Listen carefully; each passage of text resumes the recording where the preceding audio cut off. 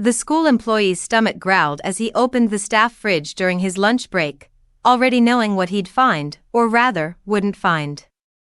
Empty space where his sandwich should have been, the spot marked only by the lingering ghost of his hunger and frustration. This had become his daily reality since Chelsea joined their team. At first, he'd questioned himself. Maybe he forgot to pack lunch?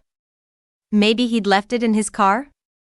But no, he distinctly remembered placing his simple sandwich in the staff fridge that morning, just like always. The fridge was designated for their team only, making random theft unlikely. Yet day after day, his lunch vanished into thin air. He'd approached his boss first, hoping for insight or intervention. The boss claimed ignorance. He'd asked his teammates, even offering understanding if someone was particularly hungry, just please ask first so he could plan accordingly. His lunch break came after the kitchen staff left, meaning he couldn't buy replacement food.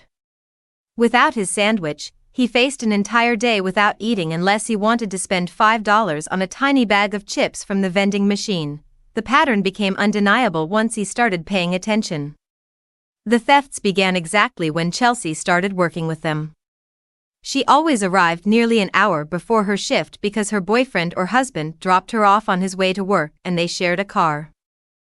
She'd sit around waiting, perfectly positioned to raid the fridge before most staff arrived or while everyone was busy with cafeteria duty. Most damning, his lunch never disappeared on days Chelsea called out sick. He tried everything to make it stop. He labeled his food with his name and "please don't touch," stolen anyway. He moved his lunch to the faculty lounge fridge, still disappeared. One desperate day, he made 2 sandwiches and hid one in the bottom drawer, hoping she'd only take the obvious one. Both vanished.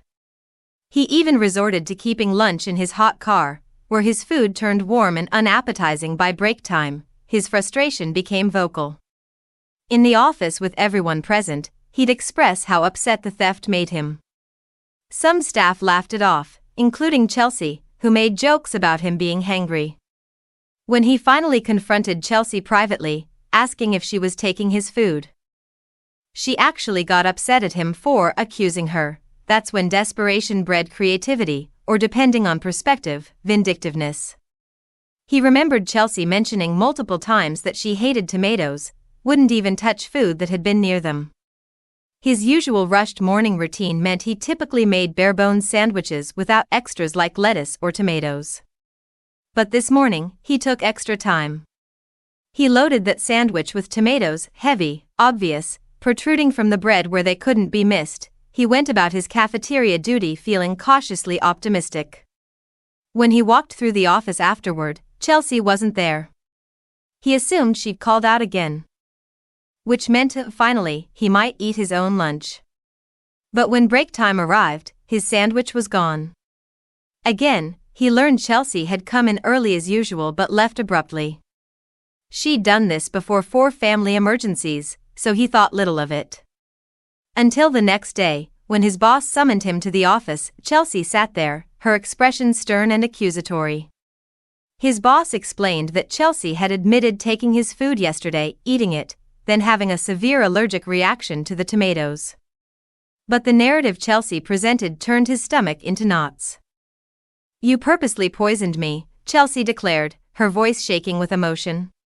"You knew I was eating your food and you knew I was allergic to tomatoes. You tried to kill me," he protested. He knew she disliked tomatoes but had no idea about an allergy. The distinction seemed irrelevant to Chelsea and his boss. Then came the devastating revelation: Chelsea was newly pregnant. "You almost killed my baby," she said through tears, explaining there were already complications due to her age. His heart dropped. The last thing he'd wanted was to harm anyone, let alone an unborn child, but beneath his guilt simmered rising anger. He was being yelled at for someone else stealing his food he'd intended to eat himself. Then his boss dropped another bomb. He'd known about Chelsea's pregnancy and known she was taking the lunches, but said nothing because she was eating for 2. The employee's frustration boiled over. If she's pregnant, shouldn't she be watching what she eats even more, knowing it can affect the baby? The words escaped before he could stop them. and he immediately recognized they'd crossed a line. His boss told him to go home and expect termination. But government jobs don't work that way. His boss couldn't unilaterally fire him. He returned the next day, still employed but now working in an atmosphere thick with hostility. Chelsea repeatedly demanded he pay her hospital bills. When he asked to see the bills, she refused, calling them private information. He pointed out the obvious: she'd been lying about the food theft for weeks. How could he trust she'd actually gone to the hospital without documentation? The situation deteriorated further. A teacher friend of Chelsea's began filing random complaints. He was taking extended breaks in his car. She thought she smelled drugs on him.